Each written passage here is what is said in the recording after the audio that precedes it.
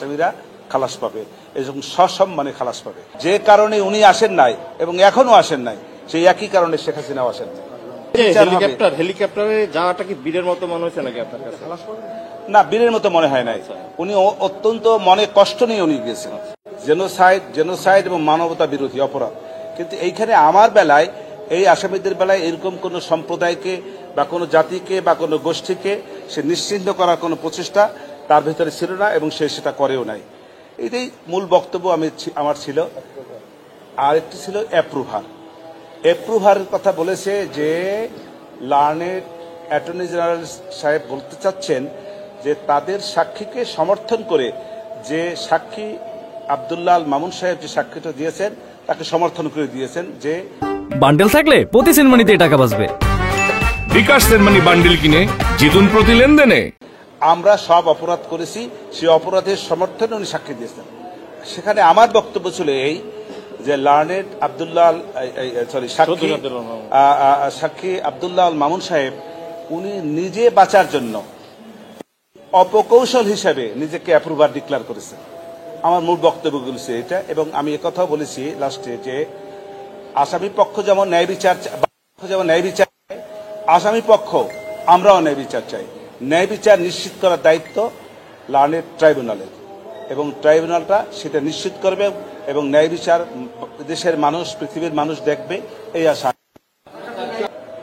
আরেকটা প্রশ্ন, আপনি যে বললেন যে হেলিকপ্টারে যাওয়াটা কি বীরের মতো মনে হচ্ছে নাকি আপনার কাছে? না, বীরের মতো মনে হয় নাই। উনি অত্যন্ত মনে কষ্ট নিয়ে উনি গেছেন। বীরের মতো তো অবশ্যই না।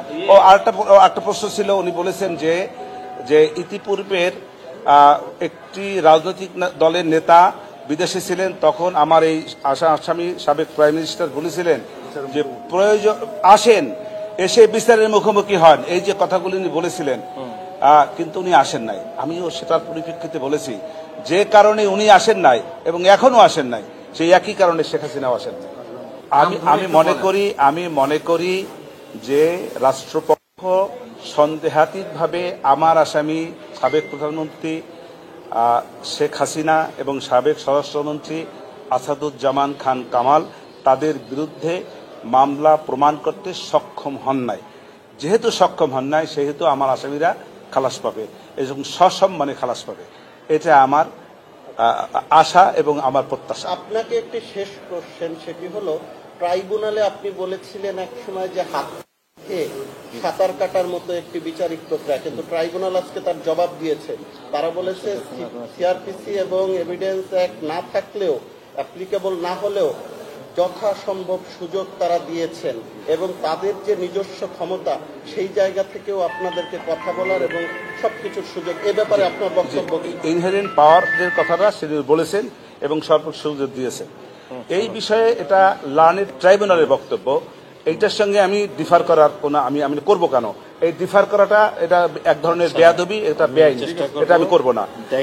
ওনার বলার কথা উনি বলেছেন, যদি কোনো আমার ডিফেন্স প্রসিকিউশন থেকে কোনো কথা বলতেন, সেইটাকে আমি ডিফার করতে পারতাম। আমি ওইটার বিষয়ে ডিফার করবো না এবং ওইটার বিষয়ে নিয়ে আমি কোনো বক্তব্য দেবো না। মামলা প্রমাণে ব্যর্থ।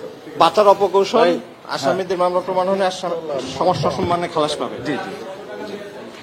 হ্যাঁ, এটা তো আগে বন্ধ করেন, তারপর না, বন্ধেরও দরকার নেই, ওইদিকে যান।